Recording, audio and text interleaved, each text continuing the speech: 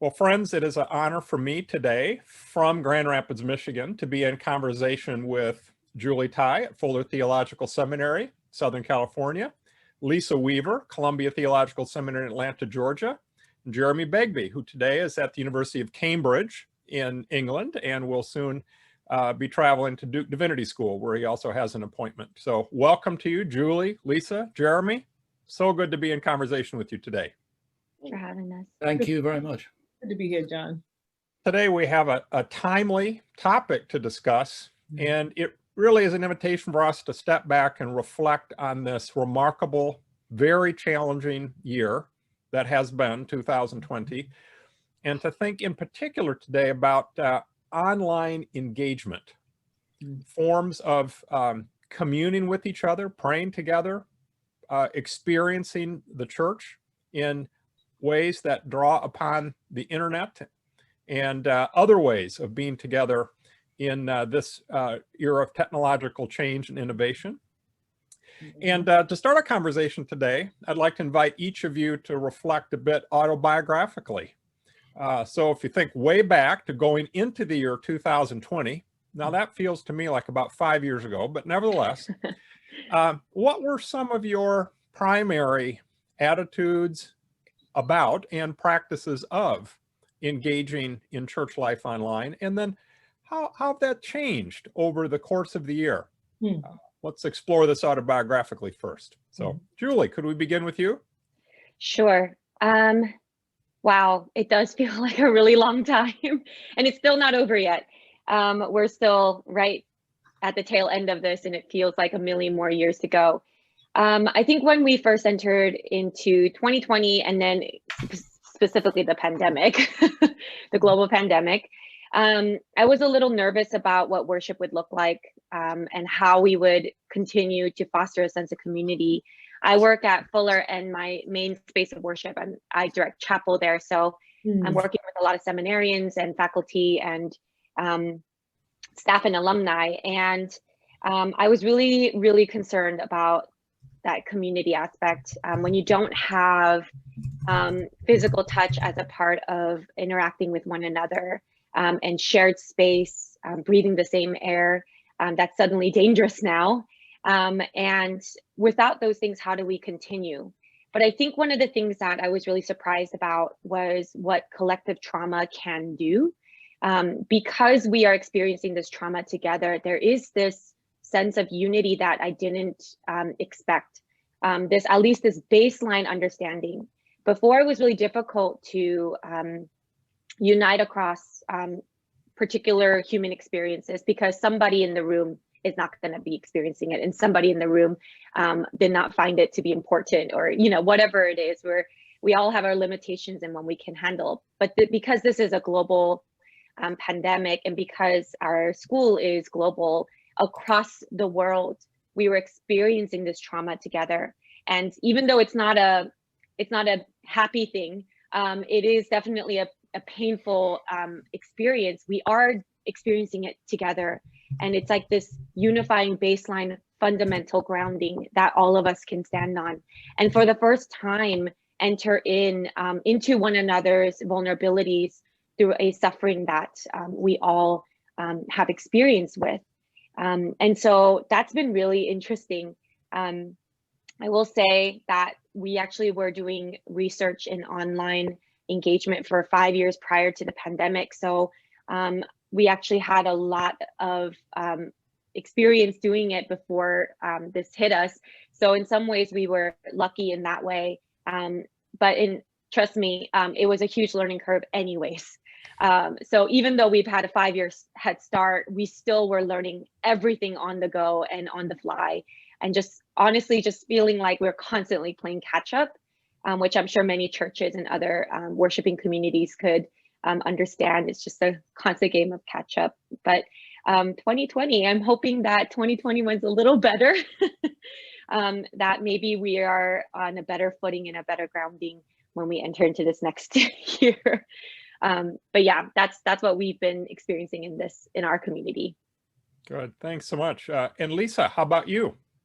Prior to the pandemic, as you say, feels like centuries ago. My sense of online worship, and thinking about my context in the Northern Bronx, at a time when people were moving to media church, right? Whether some kind of visual church where, I mean, this is going to sound antiquated at this point, but where there were tapes that went home, or CDs of worship, right?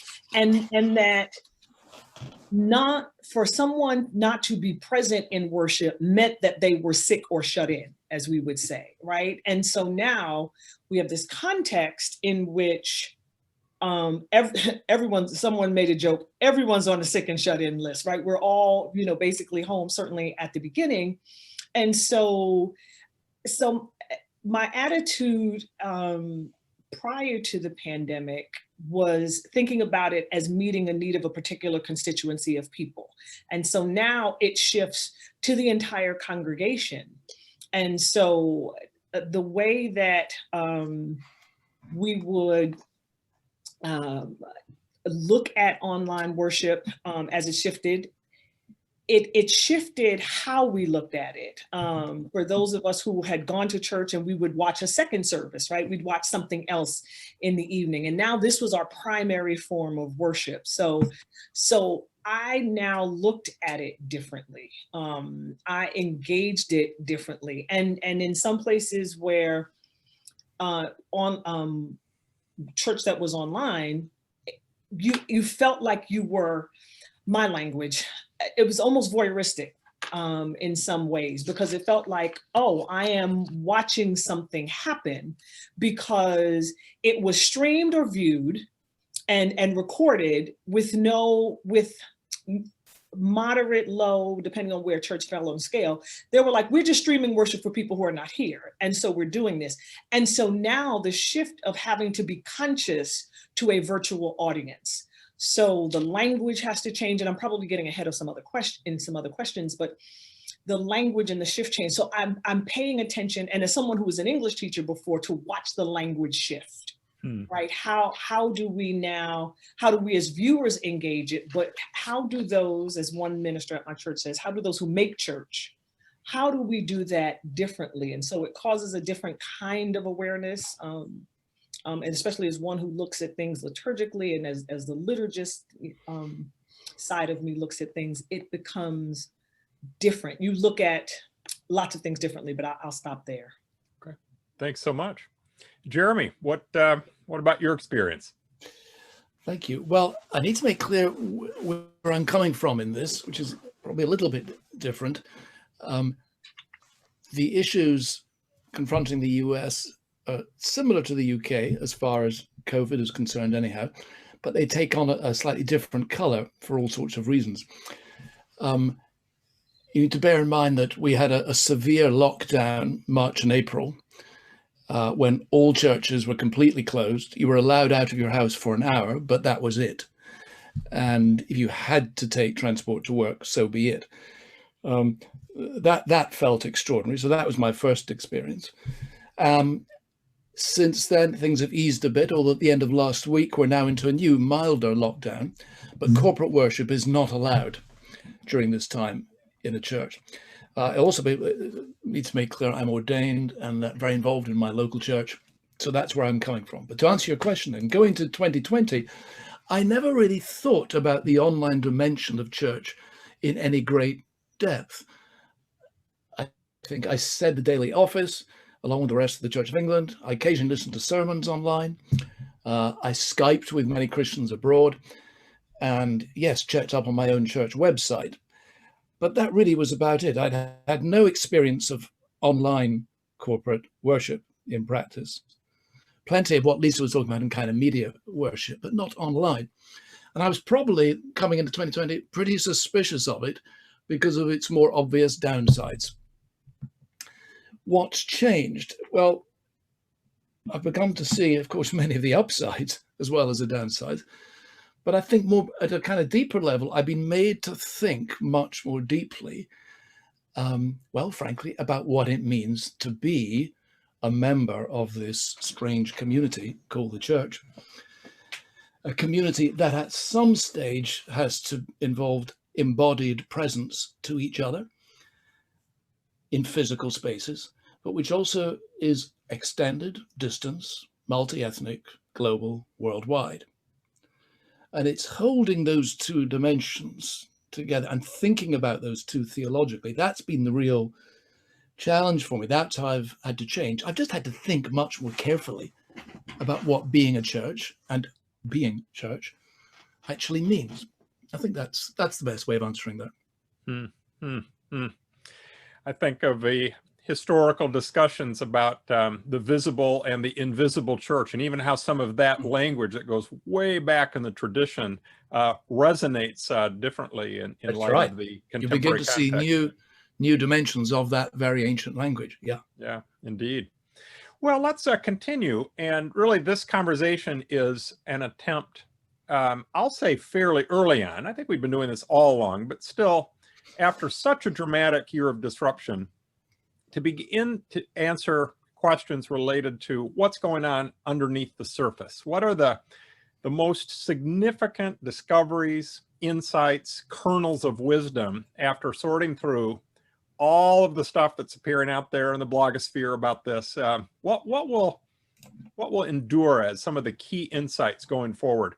Obviously, only time will tell, but we can begin to probe that today. And Lisa, I'm wondering if I can start with you here. And I know you were already speaking about some of the language changes, but what for you are some notable insights and discoveries that really stand out to you from the year's journey?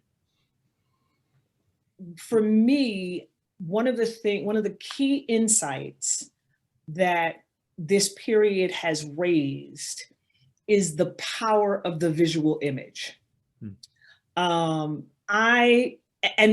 additionally, what that has raised for me is, or brought to my attention again, my mindfulness again, is that our congregations, our constituencies, certainly live, but even more now exponentially that we're virtual, are comprised of people with different learning styles, right? Of different ways of engagement. And so as I've been looking visually at what people are doing, still and moving images, people, art, abstract, all kinds of images, that how powerful that has been to the worship enterprise. And oftentimes I've seen that images function for me in a way that the physical transitions would when we're in space. For example, if a lector gets up, right, or a cantor has to come to the front and sing and then go back, right? So that these images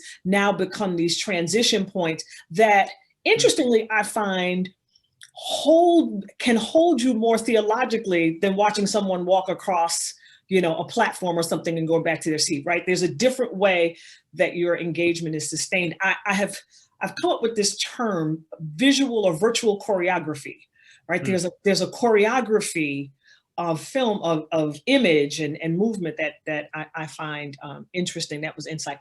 The other insight for me is how this period has caused people to wrestle with, redefine, expand, fill in the blank, their understanding of the priesthood of all believers. And what I mean by that is there are traditions in which certain people are ordained for certain faculties, they're ordained to do certain things, they have certain roles, and now those roles have shifted, right? And also the role of clergy in this online platform, whereby oftentimes in live context, there were people who would do different things in the context of worship, welcome and reading and this kind of thing.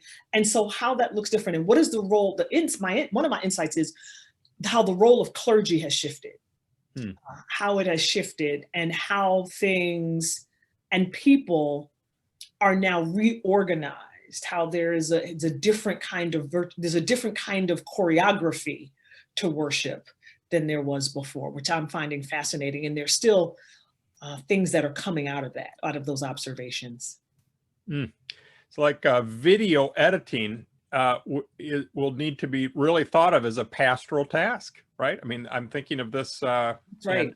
Perhaps that's always been true, but it's so increasingly clear, I think, now. So thank you. Very Yeah. good. Julie, how about you? What insights or discoveries stand out to you?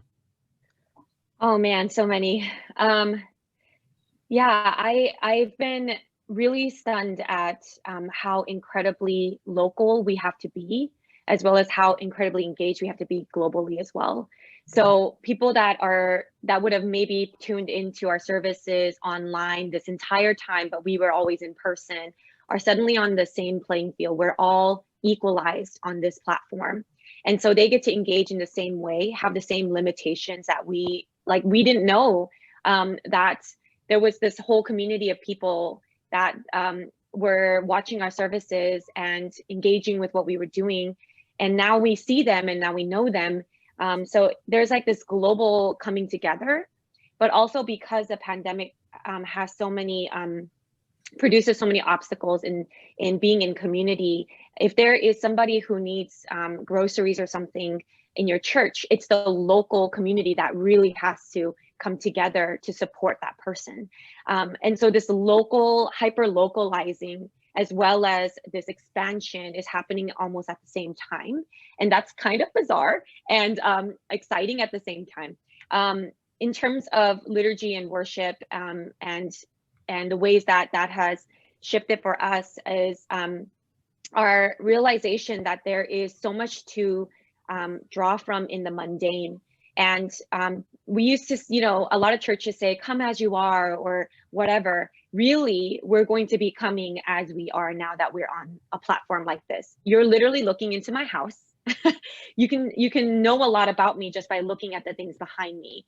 And also, for a lot of people who have families and children, they're trying to wrestle with their kids while watching the service. And it's just so real. And, we kind of put on a mask or put ourselves together to go to church on Sundays. I wish that wasn't true, but it is. We put on a better version of ourselves as we enter church. But now we're in this platform. And as I'm watching the people in our worshiping community, I'm watching a mom trying to soothe her baby while singing along. And then that person over there trying their best to there was once a really funny incident of somebody who was cooking while the service is going on and the pot was overflowing and you're watching them trying to do something about that while the songs are going on. It's just crazy. But we get to enter into people's real, honest, authentic lives that are multitasking. There is loneliness for those who are single and living alone. There's a lot going on, and often what we're thinking about is why does the gospel matter in this moment? What is the gospel to the mundane and to this ordinary life that's also incredibly extraordinary and odd and chaotic, but also really sustained for some people?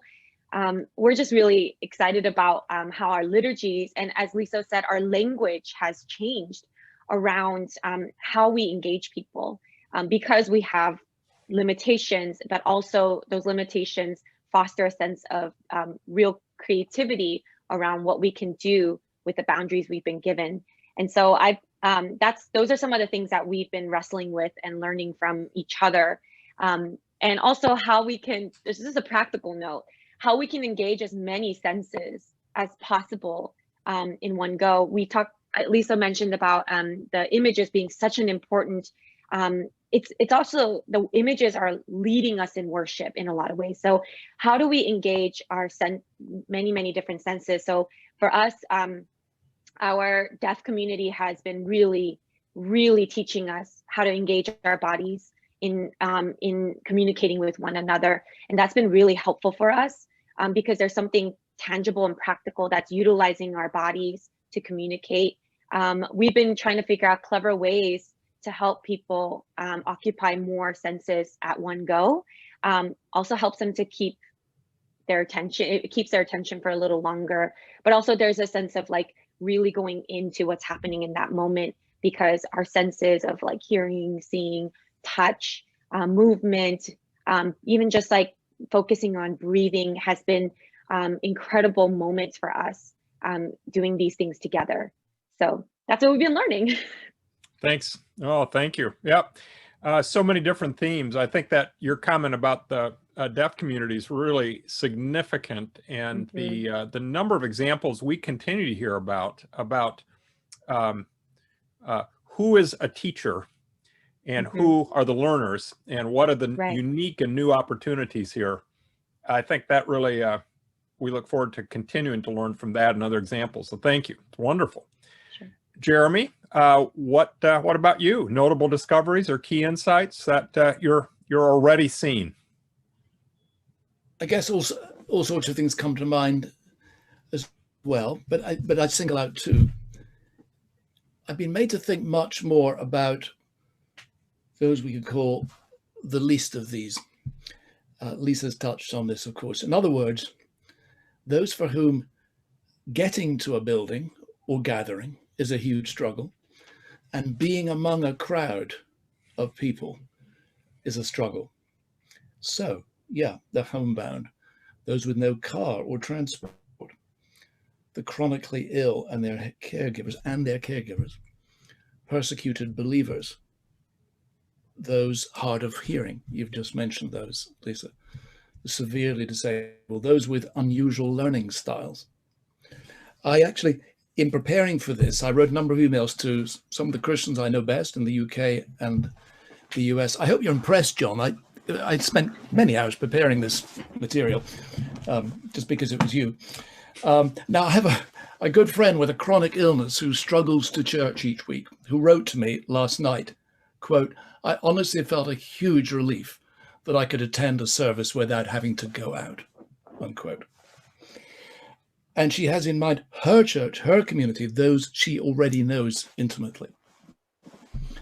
So for me, at least, and I think for many others here, the online church has made me far more aware of what a friend of mine calls the missing Christians, those who are in danger of slipping into a kind of total invisibility, but who are still fully members of the body of Christ. And it's not just that the online church has provided a way of them feeling part of things, but the church has had to wake up afresh to their presence as those who are not simply there to be helped or taught. This comes to the point you, Lisa, and John was making. After all, they're going to be around long after the pandemic goes on its own way. There's been a lot of sociological work, very interesting. Rodney Stark, for instance, in his book, The Rise of Christianity, which has argued that a very large part of the success in the early centuries of the church was in large part because of its ethic of care, not least in times of plague. So not just despite plague, but actually, especially in the midst of pandemics and plague. I think there's a huge amount to remember there and learn from that. So that's the first general thing. Much more briefly, second thing is this: make of this what you will. Here's something you can think about. And I haven't found the answer to this, whatever, but I'm part of my local church here. I'm part of a Bible study home group. We meet every Tuesday evening. In fact, meeting after this. And we met right through lockdown, and we all went on Zoom the first time and absolutely hated it, although incredibly pleased with ourselves that we still managed to see each other. As the weeks went by, we found we were opening up to each other far more than we did when we met in a room. We were far more relaxed. We were far more willing to speak about troubles that we were having and struggles, kind of greater depth of honesty with each other. And I think there are probably a number of reasons for that, but I haven't worked them all out. But as we go, past this in 2021, we actually have already been thinking, why is that the case? Now, whenever I've said this to other groups, they say, that's weird, that shouldn't be happening. I'll leave it to you to think about. Reminds me, Jeremy, of the experience of teaching online. Yep. And in some groups, I have a sense that the in-person engagement brings out more from students. Yeah. But I've certainly experienced some online teaching is creating much greater level playing field, perhaps is one image, but especially perhaps quieter introvert students. That's right. Much more eagerness to contribute. It's been very inspiring. I think there's something about when there's a whole person with body in front of you, there's something a little bit more intimidating. I mean, that's another thing. This relates to what Lisa was saying. The other side, perhaps, what Lisa was saying, that in your home, was a certain kind of safety factor. I mean, I feel much more relaxed doing this, frankly, in this setting than I would if we were sitting up on a stage holding hand microphones. Much more relaxed because I'm in an environment that I feel comfortable with.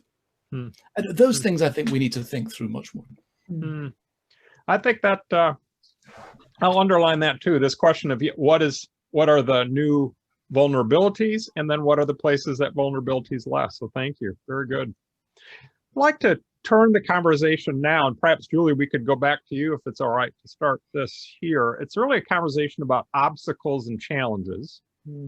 And to me, this is a question that any artist, any musician, and I increasingly think any pastoral leader of any kind needs to ask early on. What are the actual functional constraints that prevent, sort of the fullness of what we like? And then how can we name those particular obstacles and challenges?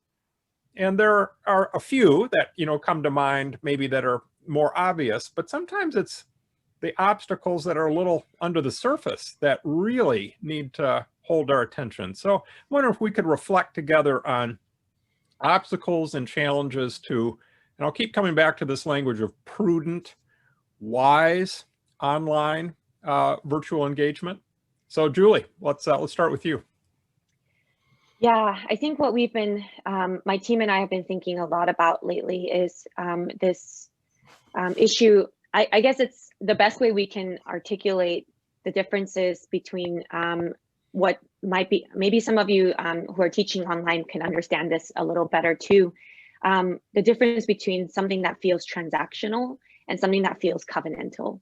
And for us, fostering that sense of covenant relationship in a worshiping community, that we need each other, that we are in this together, that message of you can't survive without me and I can't survive without you.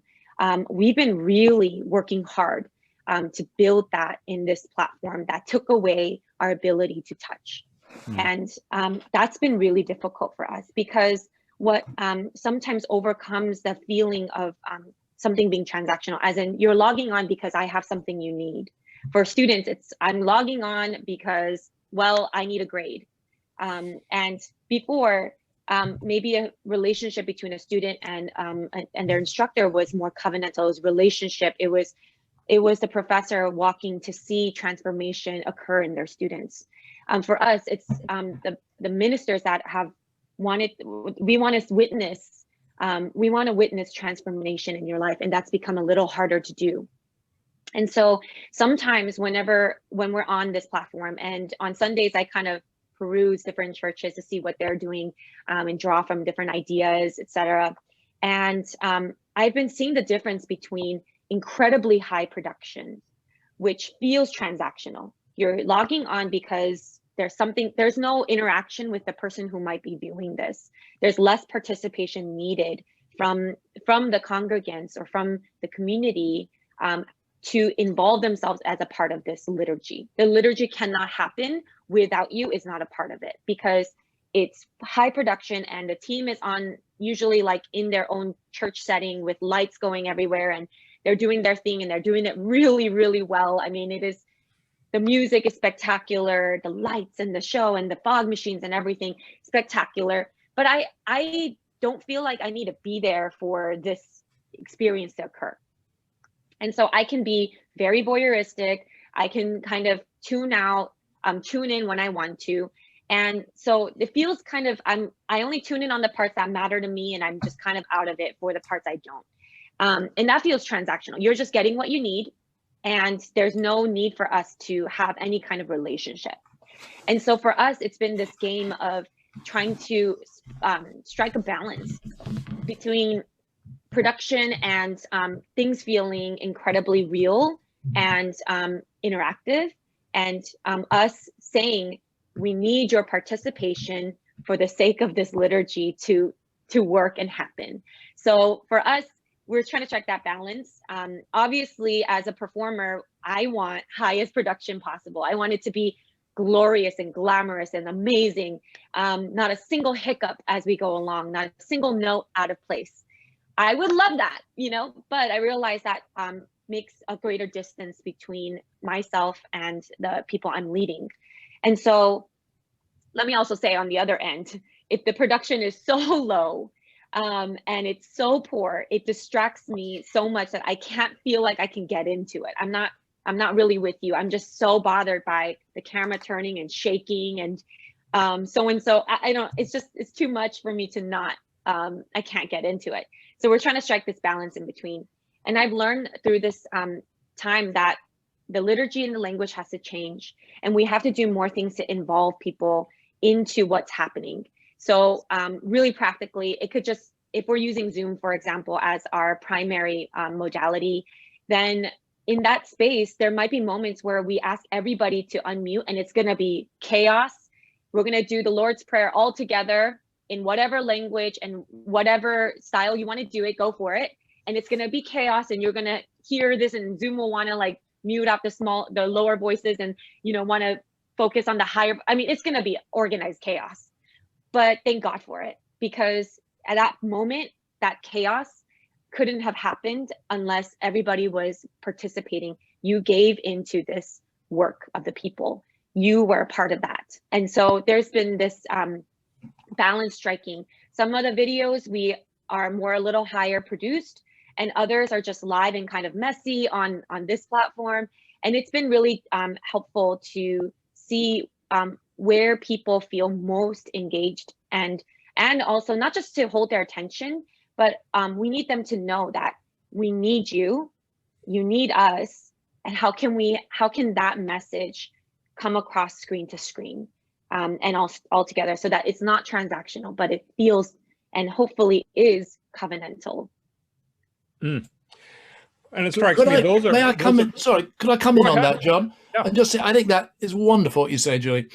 And it's the distinction between covenant and contract that is just so, theologically, that is so important, what you're saying there. And I encourage you to, have you written that up somewhere? No. You could be you could be very famous and make a great deal of money. And that's why you need to write that up. No, seriously, thank you. Thank you for that. Jeremy, what great way to introduce a little transactional logic there to this beautiful covenantal image. So, but no, that's absolutely the case. And it strikes me that it also then will help us see all of the liturgical art forms. We need to take that insight back, you know, as we think about live events as well. So the quality of the mutuality that is produced or elicited is very powerful. So thank you. Yeah. Jeremy, could we go to you next? Yep. May I have three very quick things? Is that all right? I know it's over the two limit.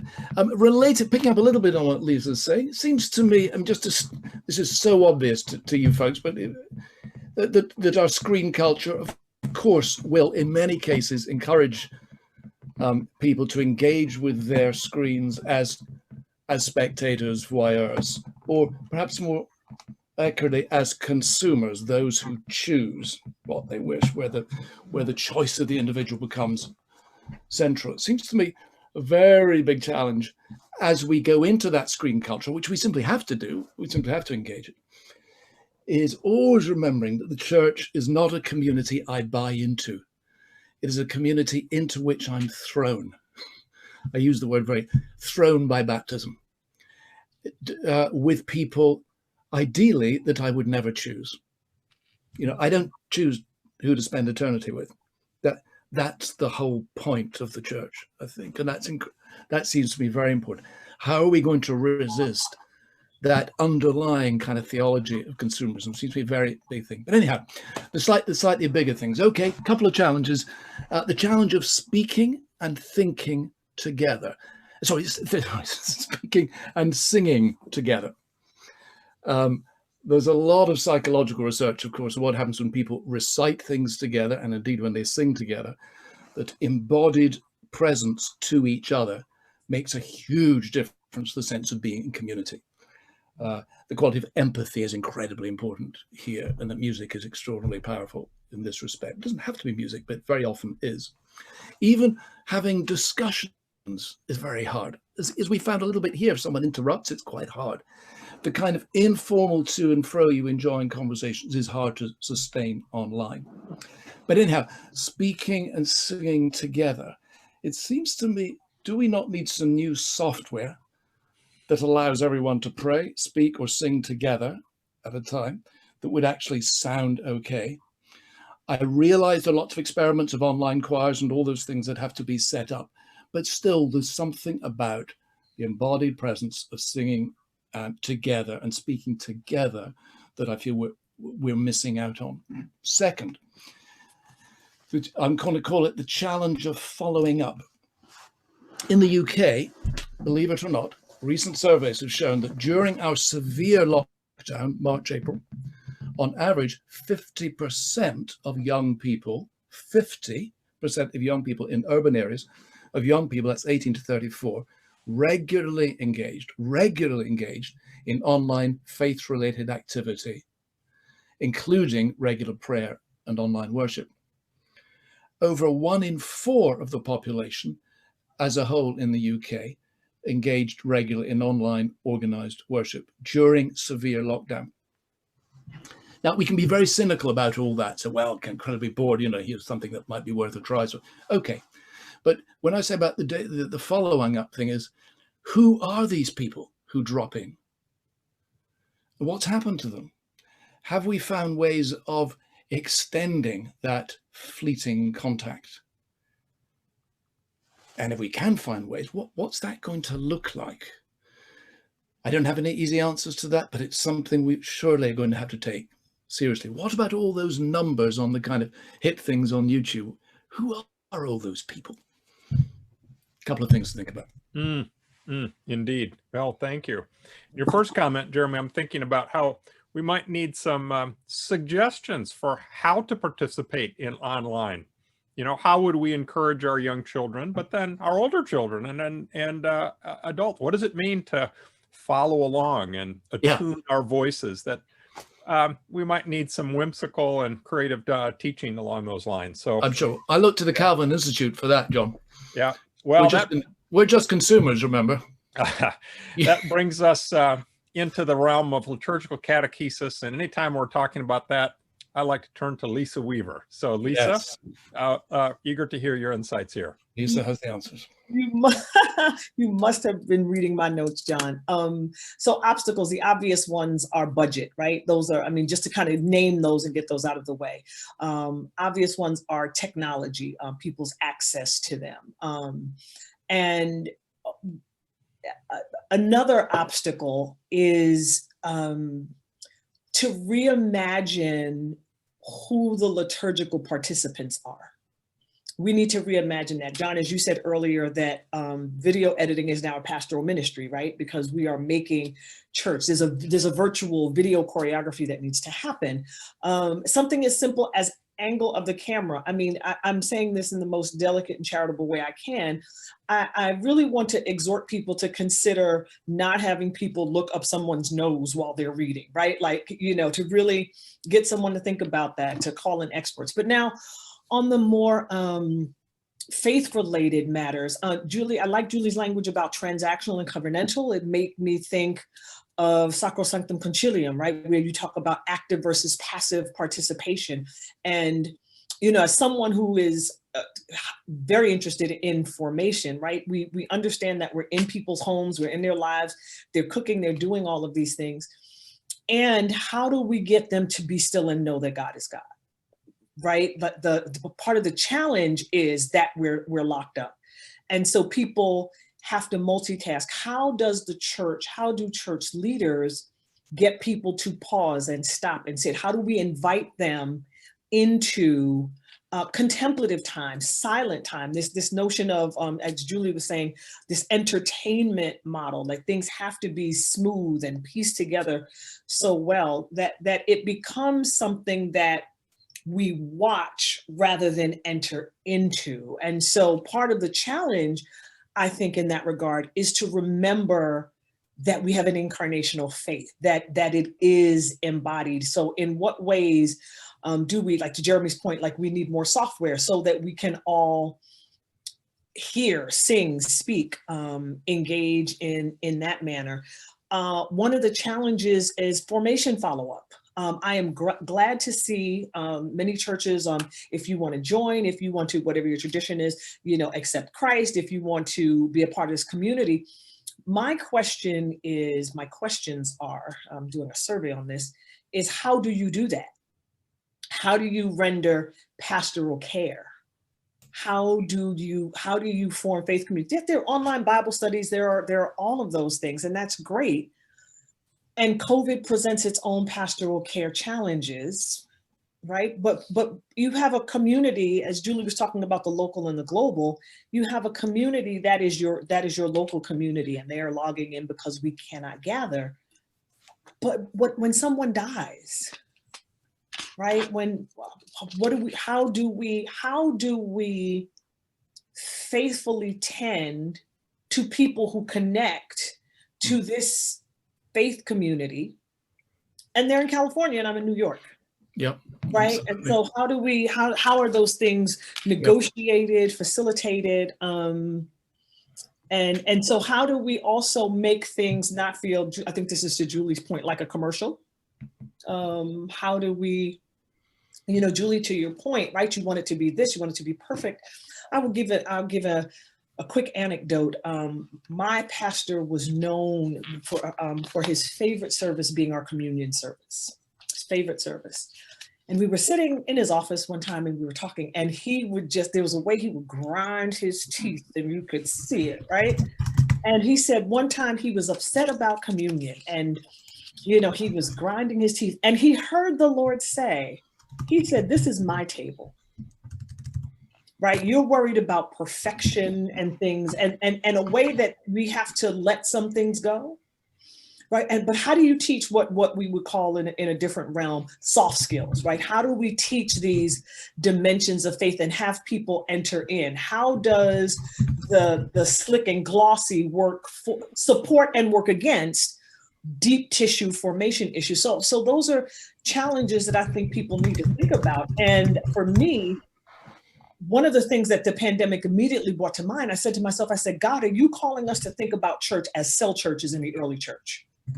Right? Are you calling us to hold these things in tension, right? Because it was a way that formation happened in these cell churches, in these intimate communities that don't happen in the 3, 4, 5, 2,000 member church. So I think those are some of the challenges, and that may not necessarily all pertain to online, but I think it extends that because we're in a situation where we're relying so much on online to get the Sunday thing done that it could make us forget about the Monday to Saturday things that need to be done in the life of the church beyond the worship, beyond the liturgy.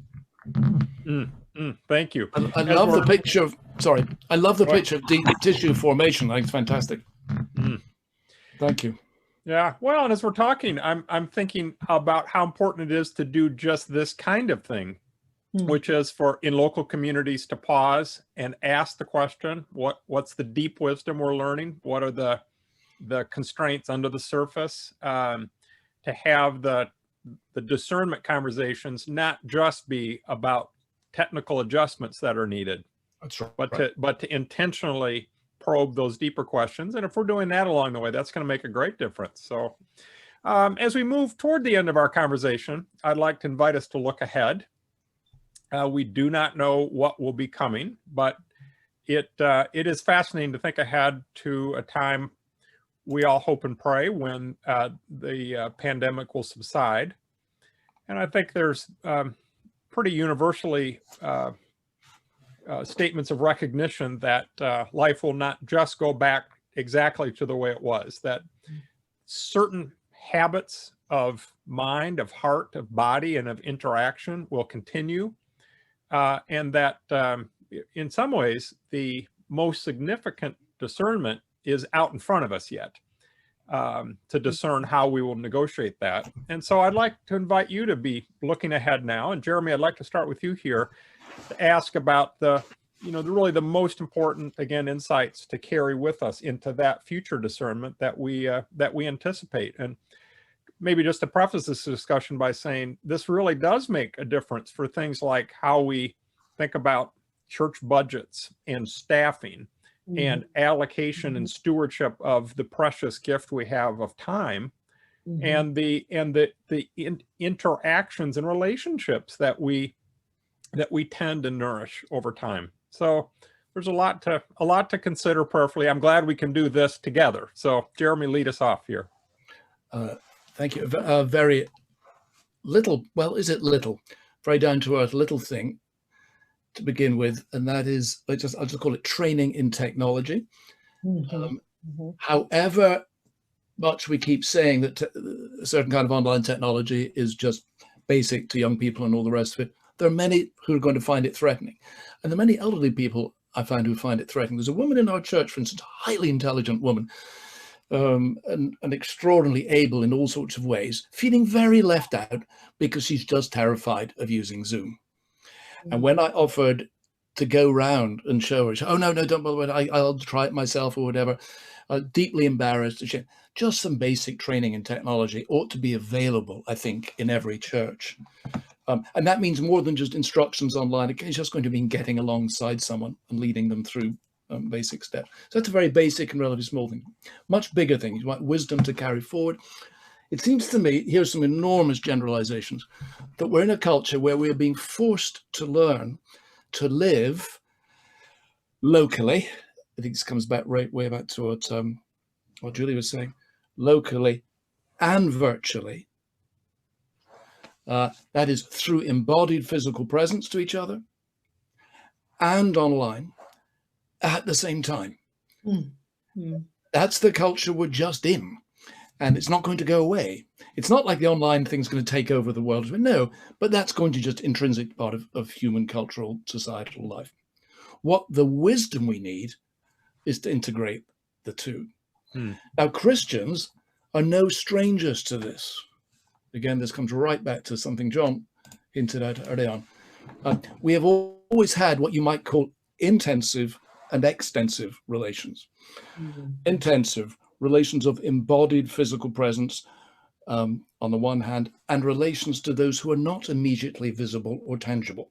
Think about Paul, who writes most of his letters in the visible and tangible presence of Christians, but he writes them, of course, to a church far away, to a wider church, to a virtual community. And the wisdom we need is not to lose sight of either, and to integrate those intelligently in a way that doesn't sell out the gospel in the process.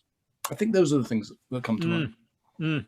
That first one, Jeremy, I really appreciate both, but the first one reminds me that, in Western culture, I so often notice the way that older members of the church are marginalized. And I think that looking at the ways that this has accelerated that is a matter of justice that it needs to be a high priority. So thank you very much for naming that. Very good.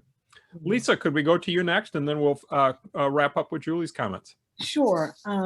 Some wisdom to carry forward.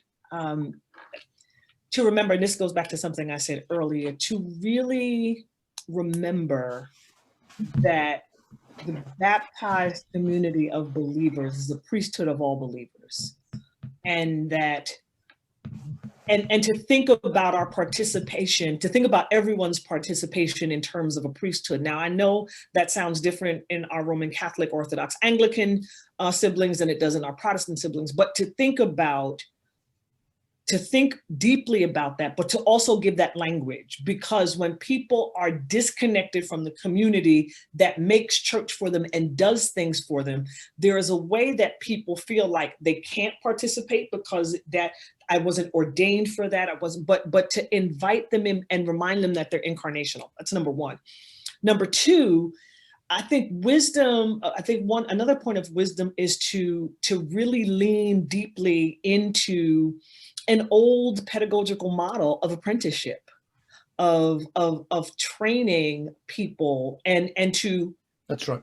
Training people for task, but also to look again at who you have. Again, millennials love tech, most of them. Some of them are Luddites, and they're like, no. But to utilize the gifts that are there, to recognize technological gifts. Third piece of wisdom is to help people resource at home. What do I mean by that? Some people only have a hymnal in their hands when they're in church. And some people only have access to the rich theology and history that is hymns that when they're in church. To help people begin to resource their home and create sacred times and spaces, and to have the tools to do that, so they can sing a charge to keep I have, right? To serve this present age as what we're all trying to do.